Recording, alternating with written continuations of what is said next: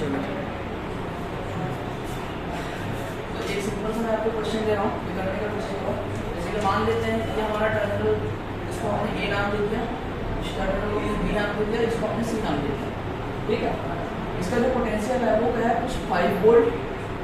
यहाँ पर जो पोटेंशियल है पॉइंट सी का पोटेंशियल है 3 वोल्ट और यहाँ का पोटेंशियल है माइनस का 4 वोल्ट, ठीक है। और ये इसमें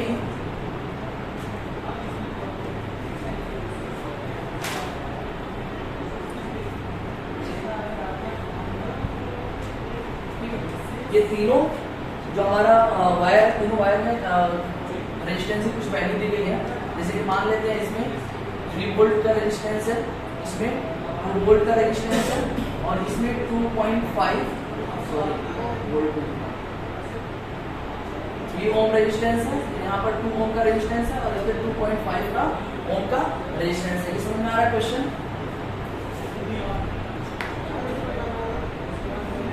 आपको कैलकुलेट करना है कि ये जो तीनों एक दूसरे के पास आकर के जहाँ पर ज्वाइंट हो रहा है उस जंक्शन का, इसको हम जंक्शन कहते हैं, जहाँ पर दो से अधिक वायर एक दूसरे से कनेक्ट हो रहे होते हैं, उस पॉइंट को हम जंक्शन कहते हैं। इस जंक्शन पर पोटेंशियल कितना होगा, ये पोटेंशियल फाइंड करना है। ट्राई करो, इस क्वेश्चन को करने की कोशिश करो, देखो हो पाता है या कुछ ऐसा चीज है जो हमने नहीं दिया हुआ है या कुछ नया अप्लाई करेंगे। आप क्या करेंगे, कैसे सॉल्व करेंगे इसे, सोचो।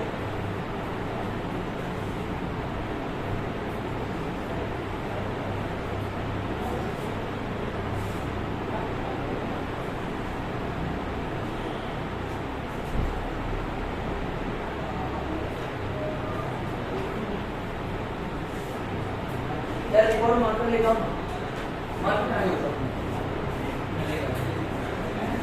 पता होगा, थोड़ा मोटा होगा, ठीक है। सोच पा रहे हैं कैसे करेंगे इसको?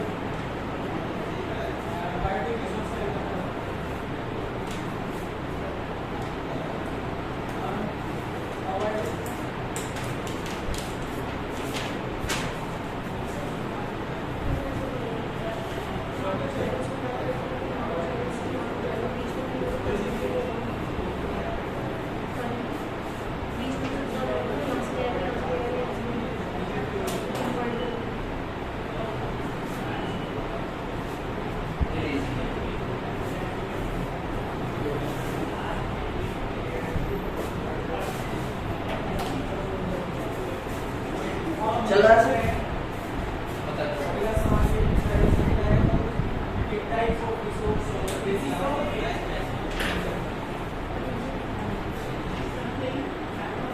करें हम? चलो अब देखो मैं क्या करूँगा,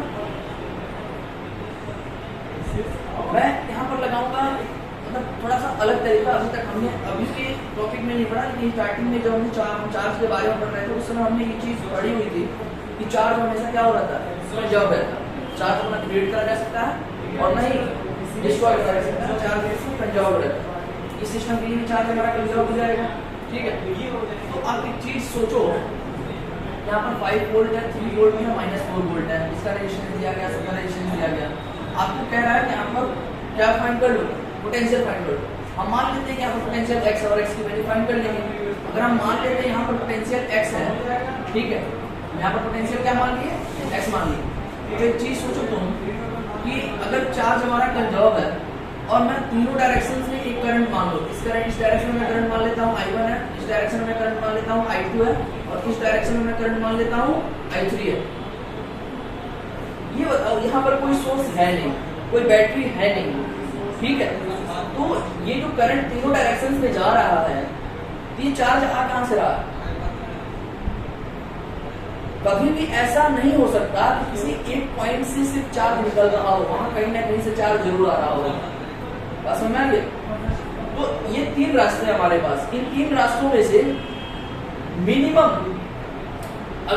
मिनिमम एक रास्ता ऐसा होगा जिस रास्ते से चार्ज आ रहा होगा, या 2 रास्ते भी ऐसे हो सकते हैं जिस रास्ते से चार्ज आ रहा होगा। अगर 2 रास्ते ऐसे होंगे जिस रास्ते से चार्ज आ रहा होगा, तो तीसरा रास्ता ऐसा होगा जिस रास्ते से चार्ज जा रहा होगा। मतलब यहाँ पर इस पॉइंट पे तीनों की डायरेक्शन सेम नहीं हो सकती है, तीनों की डायरेक्शन सेम नहीं हो सकती है। मेरी बात को ध्यान समझना। या तो एक मतलब क्या होगा कि एक हमारा जो वायर होगा, एक वायर से करंट आ रहा होगा और दो में जा रहा होगा, या तो 2 वायर से करंट आ रहे होंगे, एक की तरफ निकल जा रहे हैं। कभी भी ऐसा नहीं हो सकता कि तीनों का करंट का डायरेक्शन बाहर की तरफ हो या तीनों के करंट का डायरेक्शन अंदर की तरफ हो, कभी ऐसा नहीं हो सकता। लेकिन अगर मान लो बाई में मान लेते हैं कि तीनों के करंट का डायरेक्शन बाहर की तरफ है, तो बताओ क्या रिलेशन बनेगा I1 I2 I3 में? तीनों 0 हो जाएंगे। I1 + I2 + I3 = 0। Total current क्या होगा? 0 होगा। तीनों को हमने बाहर माना तो अगर मान लो तीनों का अंदर माने हुए तो टोटल करंट 0 हो जाता। फिर भी I1 + I2 + I3 अगर तीनों को सेम डायरेक्शन से मानते हैं तो टोटल 0 ही होना है, क्योंकि अब जब हम मान लेंगे तीनों डायरेक्शन में करंट 0 है, I1 जो कि चूंकि है भी I1 + I2 + I3 = 0 होना चाहिए। ये क्या रिप्रेजेंट कर रहा है? चार्ज कंजर्वेशन को रिप्रेजेंट कर रहा है। चार्ज कंजर्वेशन को ही तो रिप्रेजेंट कर रहा है ना वाला इक्वेशन। बस समझ आ गई? अगर मान लो किसी एक तरफ हमने क्या माना होगा, अलग डायरेक्शन में मान लिया होता है, जैसे मान लो इस डायरेक्शन मैंने I2 को इस डायरेक्शन मान लिया होता है, सब क्या इसकी इक्वेशन हम I1 + I3 = I2। बात समझ में आ गई मेरी? I1 + I3 = I2। तो ये जो इक्वेशन लिख रहे हैं ना, किस क्यों ये वाला इक्वेशन हम लिख रहे हैं डायरेक्ट? चार्ज कंजर्वेशन, क्योंकि हम जानते हैं चार्ज को नहीं कहीं से क्रिएट किया जा सकता है, हमें डिस्ट्रॉय किया जा सकता है, चार्ज कंजर्व है। तो उस पॉइंट से जो भी हमारा टोटल चार्ज निकल रहा है और सारे डायरेक्शन से निकल ही रहा है, तो सबका समीकरण क्या होगा? 0 होगा। कहने का मतलब जैसे ये हमने तीनों 0 लिख लिया, जैसे कि मान लो I1 + I2 क्या आ गया हमारा? पॉजिटिव आ गया। सोचो I1 और I2 हमारा क्या आ गया? पॉजिटिव आ गया। जाहिर सी बात है I3 हमारा हमेशा नेगेटिव होगा, क्योंकि ये दोनों पॉजिटिव हो गए। इधर जाएंगे तो क्या हो जाएंगे? I3 = नेगेटिव, कुछ वैल्यू आ जाएगी। नेगेटिव आने का मतलब क्या है? उसका डायरेक्शन विपरीत डायरेक्शन। असल में तो कभी भी ऐसा क्वेश्चन हो तो आप डायरेक्शन क्या मान लोगे कि तीनों डायरेक्शंस में करंट I1 I2 I3 या 4 डायरेक्शन दिए रहेंगे, तो current I1 I2 I3 I4 मान करके I1 + I2 + I3 + I4 = 0 एक इक्वेशन मिल जाएगी। उस इक्वेशन को इक्वेशन कैसे आ रही है? चार्ज कंजर्वेशन के थ्रू आ रही है। फिर आप क्वेश्चन को आसानी से सॉल्व कर सकते हो। बात समझ में आया? और ये जो मैंने मेथड यहाँ पर अप्लाई करा ना, I1 I2 I3 वाला, हमने यहाँ पर पोटेंशियल नहीं मान करके, इसी मेथड को हम कहते हैं KCL.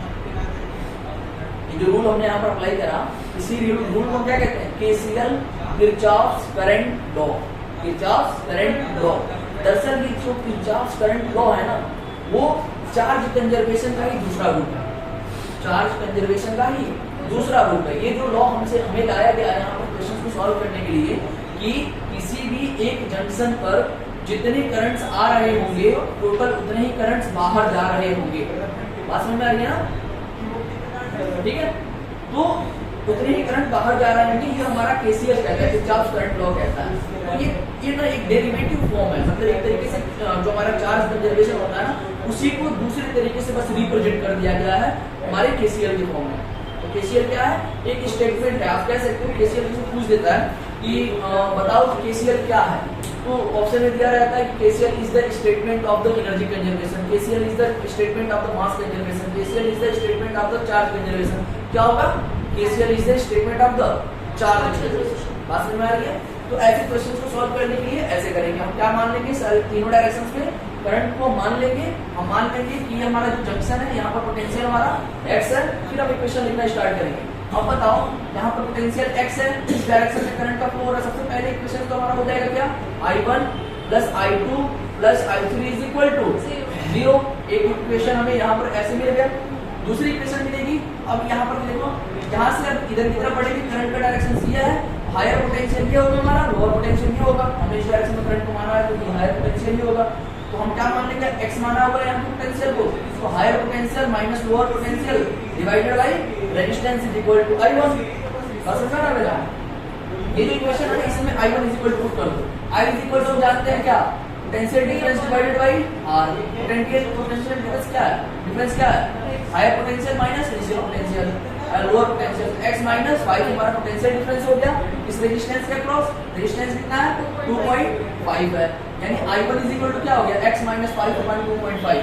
I1 is equal to put कर दूं x minus 5 upon 2.5 plus I2 is equal to क्या, I2 यहाँ पर है ना higher potential x minus lower potential 3 divided by resistance 3 plus I3 क्या है higher potential x minus -4 volt, यानी ये प्लस हो जाएगा x plus 4 divided by 2 is equal to 0।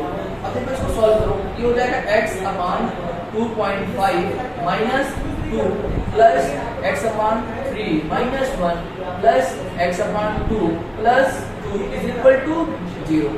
नहीं आ रहा, x वाले को एक पास लेकर के आओ और x को कॉमन ले लो। आपके अंदर यहाँ ब्रैकेट में अंदर की तरफ बचेगा 1 अपॉन 2.5 प्लस 1 प्लस 1 अपॉन 3 यहाँ से, और यहाँ से plus 1 upon 2 is equal to, ये देखो 2 से 2 कैंसिल हो गया, यहाँ पर देखो 2 से 2 कैंसिल हो जाएगा, माइनस 1 इधर जाएगा तो प्लस 1 हो जाएगा। अब इसको सॉल्व कर लो, x यहाँ पर देखो 3 2 जा, यहाँ पर इसका एलसीएम क्या हो जाएगा 3 2 जा 6 और 5, इसका एलसीएम हो जाएगा आपके पास 15, ठीक है 15 एलसीएम होगा इसका।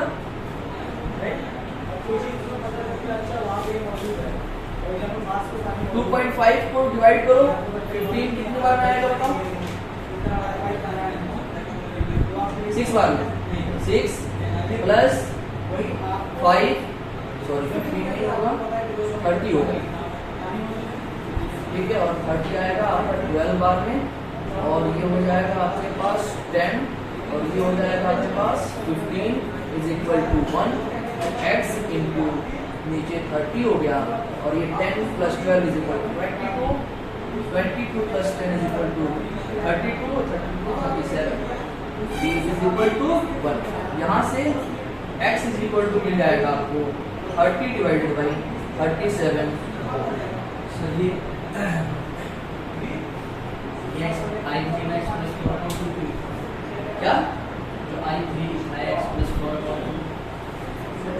I3 is equal to x plus 4/2 कैसे लिखा मैंने, यहाँ पर देखो I3 करंट का 4 इस वाले में हो रहा है, हायर पोटेंशियल x है, लोअर पोटेंशियल -4 है, अच्छा माइनस, ठीक है ना, -4 है, माइनस माइनस प्लस हो जाएगा, x plus 4 divided by resistance 2, ठीक है। तो इस वाले फॉर्मूले को अप्लाई करेंगे सारे जगहों पे। कैलकुलेशन में मिस्टेक हो रहा है कहीं पे 15 होगा ना, 15 फिर 2 से कैंसिल आउट कैसे होगा, बट एलसीएम तो 15 है, क्या एलसीएम तो 15 है, एलसीएम 15 है, कैसे 2 3 6 into 2.5, ठीक है, आंसर इतना ही है, ठीक है। चलो 15 से भी करके देखते हैं हम, देखो मान लो एलसीएम तुम क्या मान लो 15 एलसीएम हो जाएगा, तो यहाँ पर क्या बचेगा 6 प्लस ये 3 से डिवाइड करोगे तो यहाँ पर 5 प्लस 2 से डिवाइड करोगे कितना हो जाएगा 7.5, ठीक है ना, ये 7.5 ऐड करो सबको, 6 5 11 हो जाएगा तुम्हारा, 11 और plus 7 is equal to 18.5 divided by 15, दोनों को दो ऊपर नीचे 2 से मल्टीप्लाई कर दो, ये हो जाएगा 37, ये हो जाएगा 30।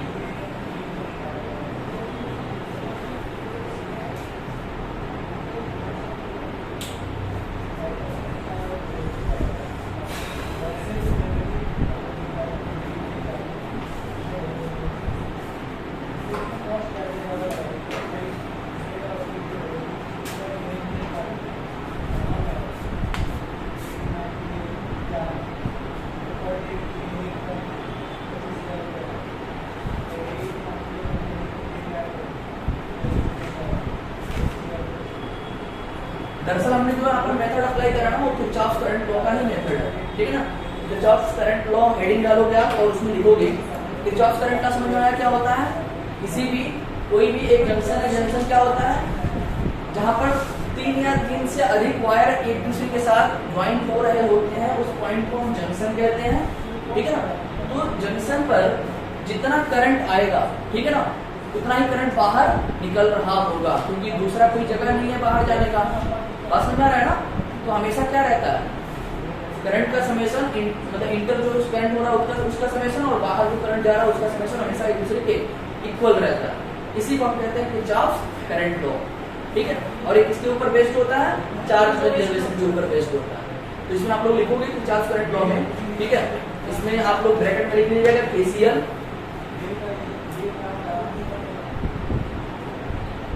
It is also called as junction law, ठीक है।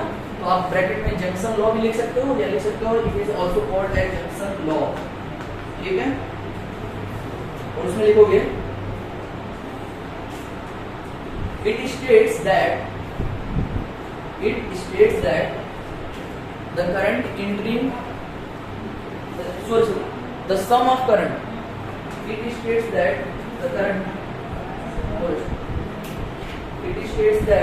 the sum of current entering the junction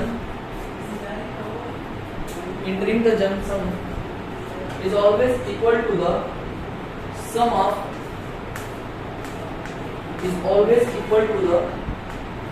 of current leaving the junction.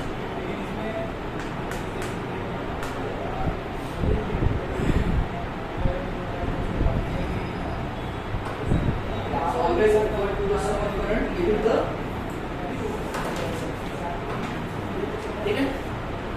It is the statement of एक टेबल देना। It is the statement of charge conservation, conservation of charge. It is the statement of conservation of charge.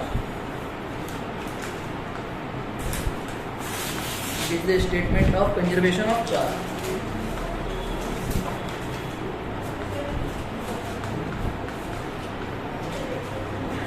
समझ में आया? अगर Kirchhoff current law पूछता है आपसे तो इतना चीज आप लिख देते हो बोर्ड एग्जाम में तो काफी हो जाता है।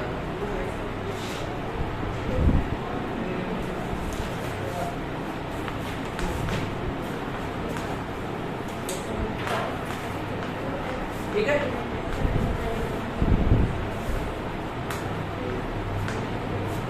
जैसे देखो जैसे मान लो कोई जंक्शन है, वहां से 3 वायर जा रहे हैं।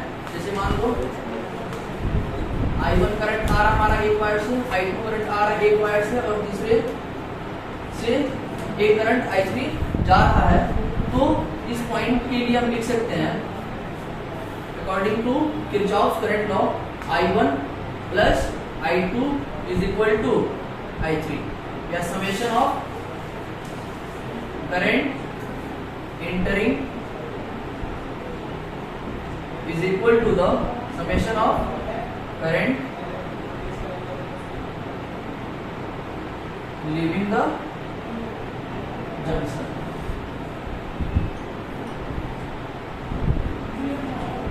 ठीक है ना?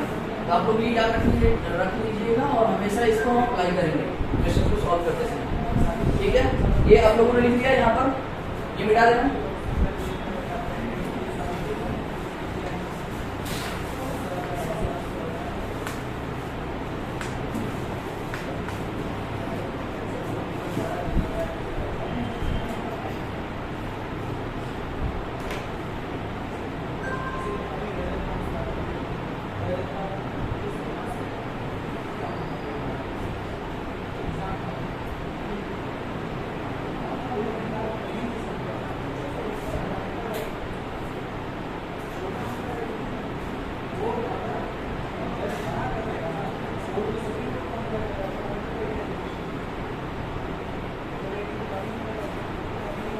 समझ आ रहा है?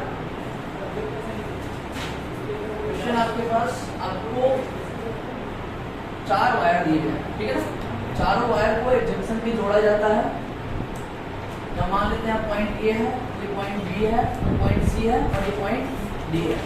यहाँ का जो पोटेंशियल है वो है 2 वोल्ट, यहाँ का पोटेंशियल है 3 वोल्ट, यहाँ का पोटेंशियल है माइनस का 3 वोल्ट और यहाँ का पोटेंशियल है माइनस का 2 वोल्ट।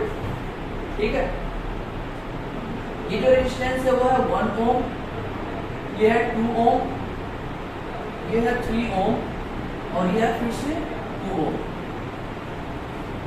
आपको फाइंड करना है और आपको यहाँ पर बैटरी दी गई है, इसका हम पोटेंशियल मान लेते हैं 3 वोल्ट माइनस, ये माइनस का 3 वोल्ट, ये 2 वोल्ट और ये 1 वोल्ट। ठीक है, सिंपल सा क्वेश्चन है, ज़्यादा कैलकुलेशन नहीं करना इसमें। आपको यहाँ पर पोटेंशियल फाइंड करना है, बस सेंटर पर मतलब जंक्शन। ठीक है, find the potential at junction. ये हम बड़े बड़े क्वेश्चंस इसलिए देते हैं क्योंकि इन्हीं क्वेश्चंस में बहुत सारे कॉन्सेप्ट क्लियर हो जाते हैं एक क्वेश्चन शुरू करने से नहीं। ठीक है,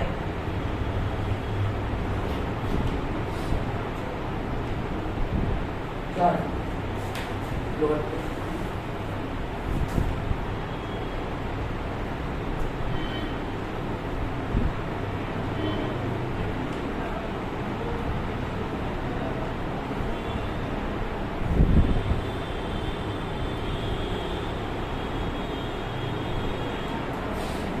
क्वेश्चन समझ में आ रहा है? सेम पिछला अभी मैंने जो क्वेश्चन कराया था सेम वैसे ही है, सेम क्वेश्चन है, बस उसमें एक और वायर बढ़ा दिया मैंने और कुछ पोटेंशियल्स भी एक्स्ट्रा मैंने दे दिए हैं।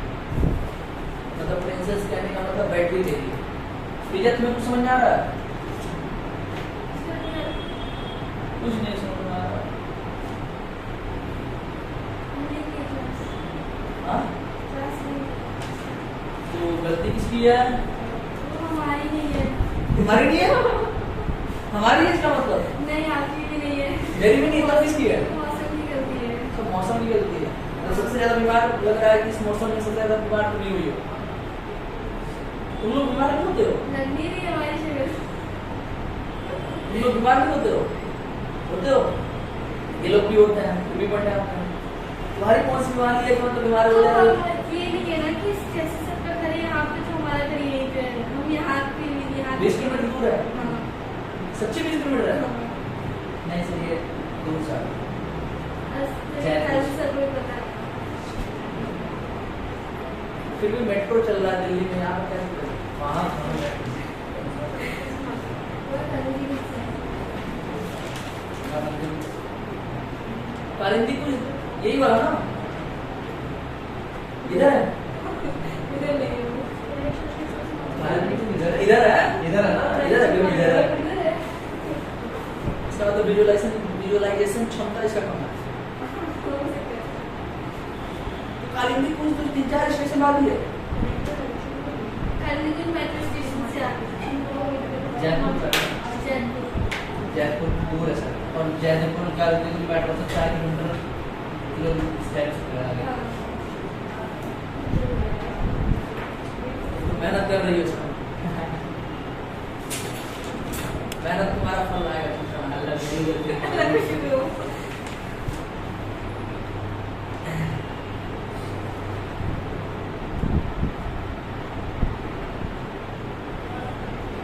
मेहनत करो, लेकिन सिर्फ दौड़ने में मेहनत मत करो, थोड़ा यहाँ पर भी मेहनत कर लिया करो।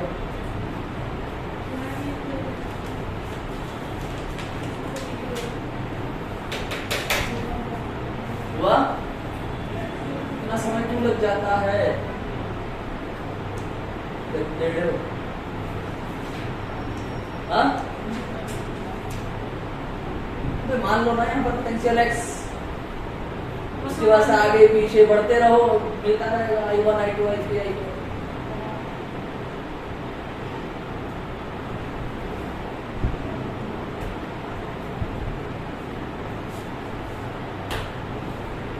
कैसे कर रहे हो दिखाओ?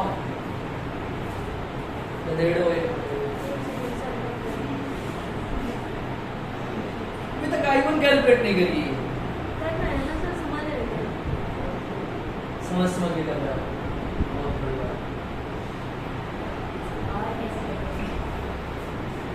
नहीं, समझ के ही करना चाहिए।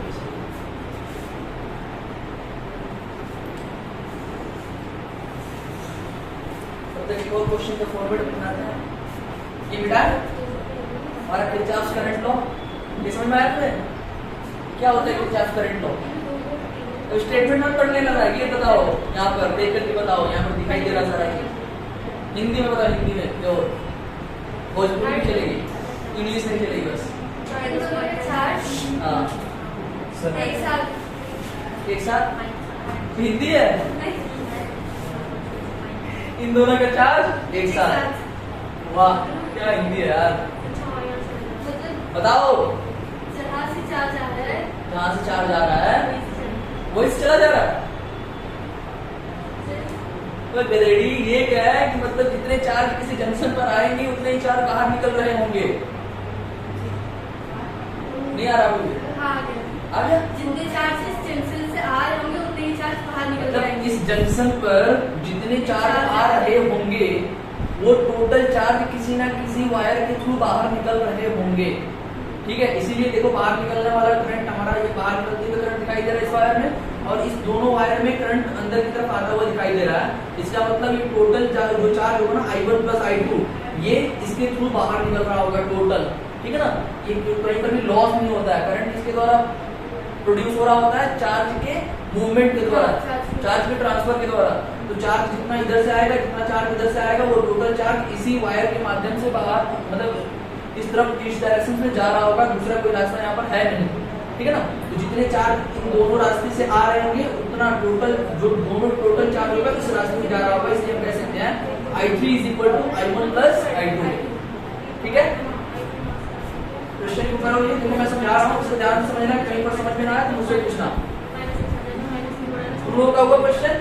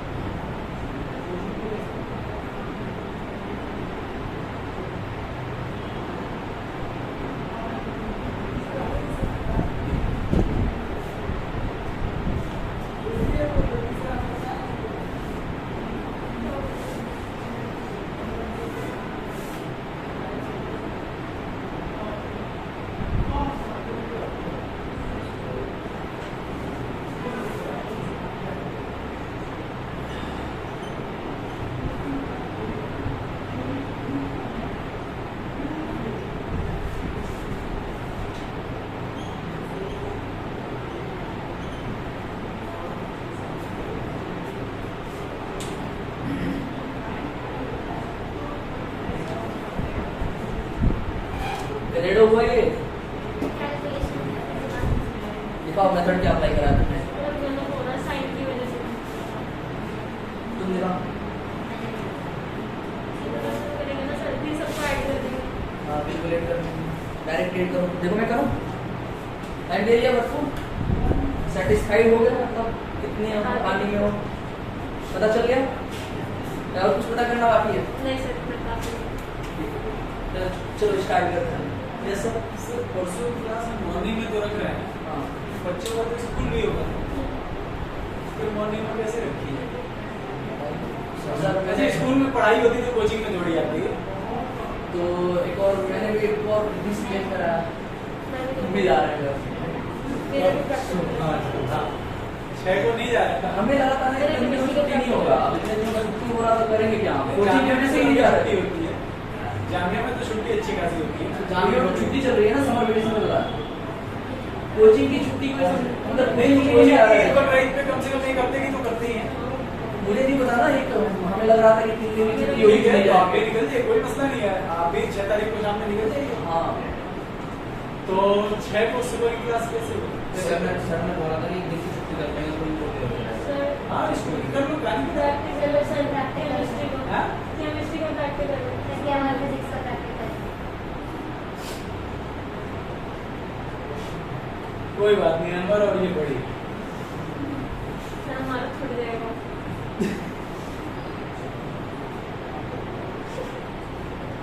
तुम स्कूल नहीं जाती हो? नहीं अभी नहीं क्लास नहीं बोलिए, अभी नहीं। क्लास नहीं हो रही है। तो क्या करें? चलिए तो अभी फैसल से रहा है, फिर डिसाइड करते हैं। 6 को शाम को सर चले जाएंगे। सर ने शाम में सर नहीं रहे वो 2 बजे तक हमें निकल जाना।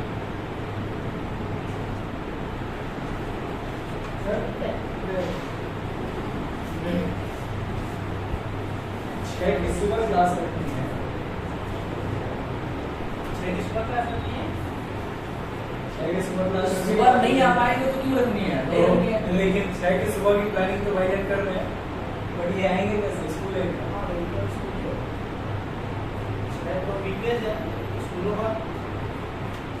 आने दो, देर में आएगा। सर से बात कर लीजिए, लेकिन ये दोनों नहीं आते क्लास को ये दोनों ने पहले बहाना बना रखा है, ये नहीं, केमिस्ट्री का एक का सच में प्रैक्टिकल है, केमिस्ट्री में प्रैक्टिकल। दोनों सेम स्कूल में पढ़ते हो? नहीं नहीं, इसीलिए तो अलग अलग सब्जेक्ट का है। नहीं सर, मेरा सच में है सर। नहीं झूठ में बोल रहे हैं। सर सच में है। हाँ तो मान तो लिया। तुझे स्कूल कौन सा है? देख समाज। अच्छा, ये स्कूल लड़ी हुई है। क्यों? ये यूट्यूब पे वीडियो हुई है। नहीं देखा मैं। अरे वो सर डाल रहे हैं। ठीक है सर। अगर तू डाल दिया फिर पता चला इंक्वायरी बैठ गई, क्योंकि आप तो आपकी तो अटेंडेंस यहाँ पे ऑफिस में लगी है, बिहार में आप कहाँ से दिल्ली को दिख गए? ये हुआ ठीक है।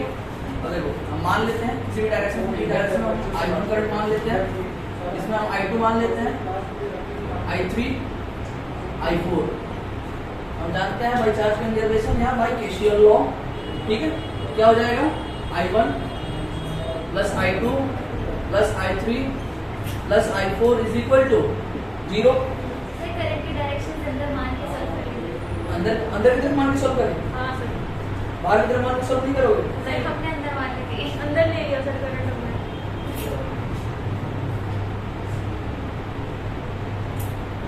बिठाना पड़ेगा पूरा। चलो ठीक है, डायरेक्शन वैसे ही रहने दो, है ना? वैसे ही अज्यूम कर लेते हैं अंदर की तरफ करंट है, कोई दिक्कत नहीं है ना? सर ये बड़ा डायरेक्शन से कंफ्यूज हो जाएंगे। सर अगर अंदर की तरफ ले लें तो दूसरों में बाहर की तरफ। तो तुम अंदर की तरफ ले लो। ठीक है, सर 5 सेकंड में हो गया। खुश हो? ठीक है, चलो ठीक है, खुश हो ना? हाँ सर। अच्छी बात। तो हम मान लेते हैं कि जंक्शन है ना, यहाँ पर पोटेंशियल एक्स है, यहाँ पर पोटेंशियल एक्स है, तो बताओ यहाँ से इधर की तरफ रिवर्स करोगे तो यहाँ पर एक्स पोटेंशियल है, ये पोटेंशियल बढ़ेगा कि घटेगा? पोटेंशियल गेन होगा, बढ़ेगा। गेन हो जाएगा। कितना गेन हो जाएगा? -3 वोल्ट। यहाँ पर पोटेंशियल कितनी हो जाएगी? -3 और कुछ नहीं, -3 एक्स है ना, एक्स -3 यहाँ की पोटेंशियल हमें मालूम है। अब यहाँ आ जाओ, यहाँ पर कोई बैटरी दी नहीं गई है तो आप डायरेक्ट रेजिस्टेंस के अक्रॉस पोटेंशियल जानते हो। यहाँ पर भी देखो, यहाँ पर बैटरी दी गई है, तो फिर आप यहाँ से हमें रेजिस्टेंस के अक्रॉस पोटेंशियल फाइंड करनी है दरअसल, ठीक है ना? तो अब फिर -3 वोल्ट है, इधर की तरफ जब रिवर्स करोगे ये प्लस ये माइनस है तो पोटेंशियल लॉस होगा, पोटेंशियल ड्रॉप होगा। -3 - 2 इज इक्वल टू -5 वोल्ट। गधो, यहाँ पर आ जाओ, हम इधर से इधर की तरफ जब रिवर्स करेंगे तो x और ये प्लस माइनस तो -x - 1 नहीं आया, आ गया। हमने करंट अंदर की तरफ माना हुआ है तो बाहर वाले पोटेंशियल को पहले लिखना पड़ेगा, ठीक है? देखो I1 कहाँ गया? I1 इधर गया, ऊपर वाला I1 है, ठीक है? देखो ऊपर वाला I1 है, तो इस डायरेक्शन से ऐसे करंट का फ्लो हो रहा है, 3V - x ये हो जाएगा 3V - x, सॉरी वोल्ट है ना, वैसे ये हो जाएगा हमारे पास 3 - x divided by 2 plus I2 किधर है? यहाँ पर रहा -5 - x divided by 3 plus I3 किधर गया? इधर गया। यहाँ पर देखो -2 - x - 1 -2 - x - 1 divided by 2 plus I4 किधर गया? इधर गया। ये हो जाएगा आपका 2 - x - 3 divided by 1 that is equal to 0। अगर बाहर की तरफ माने होते, यहाँ पर भी ये इधर आ जाता है, ये इधर आ जाता है, ये इधर आ जाता है, ये इधर आ जाता है, बस तो -3 कॉमन लेकर के सेम इक्वेशन आ जाती, तो कोई दिक्कत नहीं है। अंदर की तरफ मानो या बाहर की तरफ मानो, सेम होने वाला। ठीक है, हो गया था ये। अब इसको सॉल्व कर लो, इसमें भी x है, इसमें भी x है, इसमें भी x, इसमें भी x, सब लीनियर है, x कॉमन ले लो, बाकी सब जो कांस्टेंट है सबको उधर भेजो। इसको इसमें क्या बताया, क्या बताया, पहले हो बताना पड़ेगा। देखो यहाँ पर 3 माइनस एक्स हो जाएगा 3/2 माइनस एक्स अपॉन 2, ये हो जाएगा माइनस 5/3 माइनस एक्स बाई 3, ये हो जाएगा माइनस, देखो यहाँ पर -2 है तो -2, ये ब्रैकेट जब खुलेगा तो माइनस एक्स प्लस 1, ये हो जाएगा -2 प्लस 1 इज इक्वल टू -1, यहाँ पर हो जाएगा minus x upon 2 minus 1 upon 2। समझ में आया कैसे होगा ये? यहाँ पर देखो 2 ब्रैकेट खुलेगा तो माइनस एक्स और ये प्लस 3 माइनस 2 आ रहा समझ में, तो 3 माइनस 2 इज इक्वल टू 1, और यहाँ पर क्या है, ठीक है, तो 1 upon 1 is equal two plus 1, और ये फिर minus x upon 1, minus x upon 1 मतलब एक्स इज इक्वल टू 0। समझ में आया? सॉल्व करो इसे, बताओ क्या कटेगा क्या नहीं कटेगा। सबसे पहले देखो x वाला ये टर्म है, ये है और ये है, तो x कॉमन ले लो, यहाँ पर देखो -1/2, यहाँ से बचेगा तुम्हारे पास -1/3, यहाँ से बचेगा -1/2 और यहाँ से बचेगा 1, दैट इज इक्वल सब माइनस में है ना, देख लेना ध्यान से, सब माइनस में, ठीक है। अब ये हो जाएगा -5/2, सॉरी ये हो जाएगा +3/2 माइनस का 5/2 माइनस 1/2 प्लस 2/2, क्या 1 प्लस में 1 प्लस में है ना, बस 1 प्लस में लिख लिया। देखो मैंने सबसे पहले इसको लिखा, इसमें से x कॉमन लिया, -1/2, यहाँ से -1/3, यहाँ से -1/2 फिर से, और फिर यहाँ से -1, फिर +3/2 माइनस का 5/3 है ना, माइनस का 5/3, फिर यहाँ से माइनस का 1/2, फिर मैंने 1 को 2/2 लिख दिया, इज इक्वल टू 0। अब सॉल्व कर लो, इसमें से माइनस कॉमन ले लो, माइनस में डाल ही देता हूँ, माइनस कॉमन ले लो, इसका एलसीएम हो जाएगा 6, यहाँ पर बचेगा कितना 2 3 का +2 +3 +6 प्लस, यहाँ पर देखो कॉमन इसका एलसीएम हो जाएगा 6, समझ में आ रहा है, इसका एलसीएम हो जाएगा 6, यहाँ से बचेगा 9 माइनस, ये हो जाएगा 10, ये हो जाएगा -3, और ये फिर प्लस हो जाएगा 2 6 इज इक्वल टू 0।